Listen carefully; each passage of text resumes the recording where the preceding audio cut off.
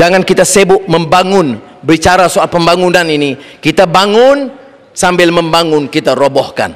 Kita bangunkan gedung, kita bangunkan industri, kita bangunkan kilang, bangunan-bangunan pencakar langit, tetapi kita robohkan manusia dan akhlak di dalamnya. Kita bangunkan kilang, akhlak anak muda rusak. Kita bangunkan gedung besar, corruption dan rasuah lebih meluas. Jadi sambil membangun, kita robohkan. Kita bangun gedung, kita robohkan darjat manusia di dalamnya.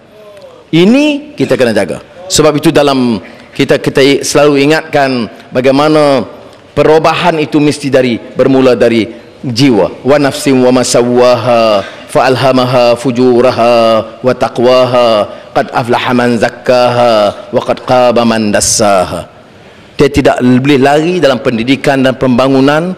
Dia mesti berteraskan kepada keyakinan dan akhlak dan ketakwaan kepada Allah Taala. Orang ini akan beroleh kemenangan, dan celakalah orang yang memilih jalan di sebaliknya. Kita harus insaf tentang perkara ini. Saudara-saudari, ini soal agenda ekonomi yang saya sebut 80 hanya dari minyak Petronas, bukan minyak kelapa sawit, bukan cukai pendapatan, bukan cukai korporat, bukan cukai untung dari hotel, termasuk bilik hotel Choice Holic yang di Johor.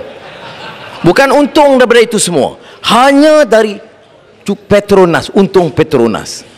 Jadi macam mana UMNO kata tidak ada wang? 80,000 juta ringgit itu hanya dari Petronas. Tetapi oleh kerana kita membazir koridor Kelantan, koridor Selatan, koridor. Jadi kawan saya dari Pulau Pinang ni memang dia seronok koridor. Ya, koridor saja. Puluh-puluh bilion, 70 bilion, 100 bilion. Saya tak tahu, saya mesti kewangan 8 tahun. Saya tak tahu bilion daripada mana. Daripada bintang, dari langit turun ke bawah, berbilion-bilion. Apa kesan dia? Harga minyak pun tak boleh kawal, harga barang tak boleh kawal. Barang keperluan tidak ada. Hari-hari kalau dengar berita, tuan-tuan dan perempuan, barang terkawal, besok akan sampai. Besok bawang putih pula tak cukup, bawang putih akan ada dalam pasaran esok. Lepas tu tepung pula tak ada, tepung akan sampai lusa. Sudah kerajaan kita dah longgar. Petang tadi Suruhanjaya Diraja, Suruhanjaya Diraja bagi keputusan. Saya tidak dibenarkan beri keterangan kepada Suruhanjaya Diraja, dan saya diberi amaran untuk minta maaf kepada mereka kerana menegur mereka, kalau tidak akan didakwa ke mahkamah. Saya jawab, hantar peguam pergi, ya, saya tidak akan minta maaf. Kalau nak dakwa, silakan, saya memang nak pergi jumpa Suruhanjaya. Saudara, apa cerita Suruhanjaya ini? Bila saya bongkar dulu, saya ingat tak panjang sangat. Rupanya dia macam filem Hindustan, babak 1, babak 2, babak 3. Mana cerita Urdu lah ini, Tuan Guru dia lebih tahu lah. Urdu dia panjang, dia punya ni, peringkat cerita. Sekarang ini ternyata VK Lingam, peguam kanan yang bekerja dengan Taukai Judi Vincent Tan, Menteri UMNO Tengku Adnan yang pernah bekerja dengan Taukai Judi Vincent Tan, mereka boleh bersama dengan Taukai Judi Vincent Tan menetapkan siapa hakim dapat Tan Sri, siapa hakim naik jadi ketua hakim negara, siapa hakim yang tak layak diterima dan ditolak. Itu keterangan awal yang saya dedahkan. Sekarang ada keterangan tambahan, ada bukti Taukai Judi bawa ketua hakim negara pergi cuti di New Zealand, Tun Yusof Chin. Bekas ketua hakim yang satu lagi, Tun Zaidin, tuduh Tun Yusof Chin, ketua hakim yang lama, pembohong. Ini bukan magistrat Tumpat yang saya pergi tadi. Dekat magistrat Tumpat orang kata bohong, tak terkejut sangat. Ketua hakim negara sama-sama dia kata pembohong. Macam mana kita nak harap? Pembohong satu, Taukai Judi dah beli. Bekas peguam negara Tan Sri Mokhtar Abdullah, dia benar meninggal dunia. Dikeluarkan berita, gambar dibawa cuti oleh Taukai Judi Vincent Tan dan VK Lingam pergi ke Spain. Saudara, Patutlah yang dakwa saya, yang hukum, semua puak malaun ni nak menang ke macam mana. Sekarang saya nak tanya kawan-kawan dalam pimpinan UMNO Kelantan yang duk sibuk nak ganggu Kelantan dan Tuan Guru Ning Aziz, sebab apa? Ni yang tokai judi kontrol badan kehakiman. Apa jawapan kamu? Tengok video, bukan video Choi Solik, video Vicky Linggam. Baca keterangan. Ini jelas.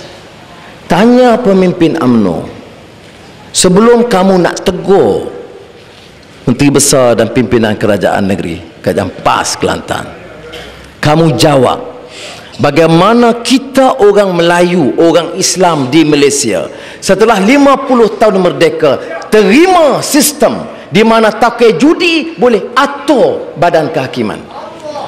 Bulan 12 2001 rakaman ini dibuat dan terangkan bagaimana ketiga-tiga orang ini akan jumpa Dr. Mahathir dan lantik hakim yang disokong oleh tokoh judi dan buang dua orang yang tidak dikehendaki.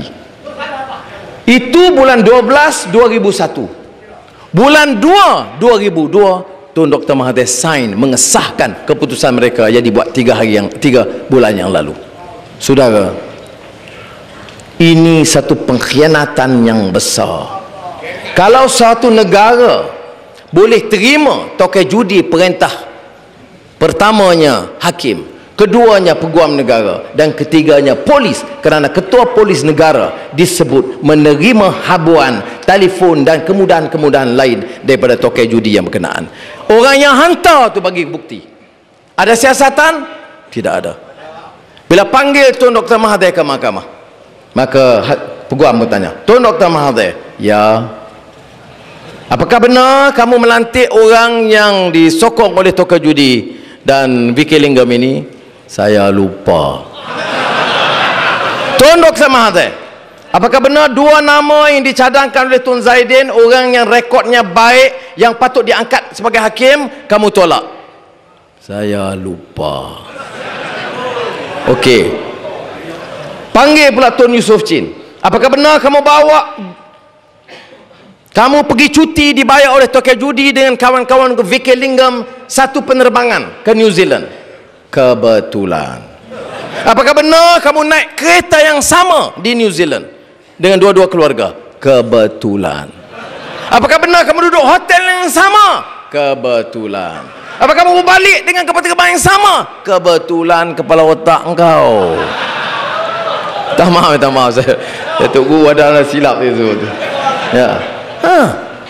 Apa dia kebetulan? Ini macam gambar Piramli dululah. Cobaan. Benar? Cobaan. Inilah mainan sandiwara mereka. Allah Maha Kaya. Saya masih ingat lagi tahun 98 hari saya kena pukul. 3 hari sebelum tu Syekh Yusof Qardawi telefon. Dia nasihat Anwar, kena sabar, kena reda, kena sabar dengan ujian. Jangan ingat perjuangan ini mudah. Ingat apa yang kamu bicarakan dan kamu mesti ingat, kamu mesti sedia dengan sabar. Paling sibuk, paling kelang kabut, jangan lupa doa yang paling ringkas dan basic. La ilaha illa anta subhanaka inni kuntu minaz zalimin. Dia pesan, itu yang saya ingat. Bila kena pukul, pingsan, sedar, baca yang itu. Tapi saya tentu rusing, saya pun manusia biasa. Macam mana Azizah, macam mana ibu bapa, macam mana anak, macam mana kawan-kawan fikir macam mana. Diaibkan begitu rupa. Tahu-tahu 2001 rakaman dibuat. 2007 orang yang merakam, orang yang dapat itu serah kepada saya. Dinafikan oleh UMNO, pemimpin UMNO. Ditolak oleh Datuk Najib. Akhirnya dibuat panel cuba nak elak, tapi satu dunia tahu dibuat Suruhanjaya Diraja. Hari pertama lagi saya diminta bagi keterangan, saya tak dibenarkan bagi keterangan. Sampailah tadi ditolak, saya tak boleh bagi keterangan. Saya kata Mahathir tak ingat, dia lupa. Tun Yusof Chin lupa, panggillah saya ingat. Tak boleh juga. Tapi saya tak peduli.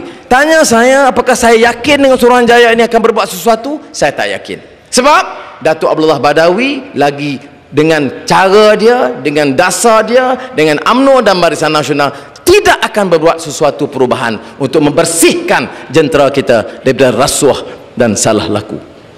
Tengok macam mana dia, orang tanya, Choi Solek mengaku dia berzina. Kita tunggu dulu laporan daripada Presiden MCA, Perdana Menteri hadari. Kalau kamu ada akhlak yang basic, kalau kamu tak mau kutuk dan aib dia, sekurang-kurangnya kata sebaiknya saya akan panggil dia dan dia patut letak jawatan segera. Tapi dah, saya nak tanya nasihat Presiden MCA dulu. Kau tu dah mengaku dah. Jadi saya tidak harap apa-apa perubahan yang ada.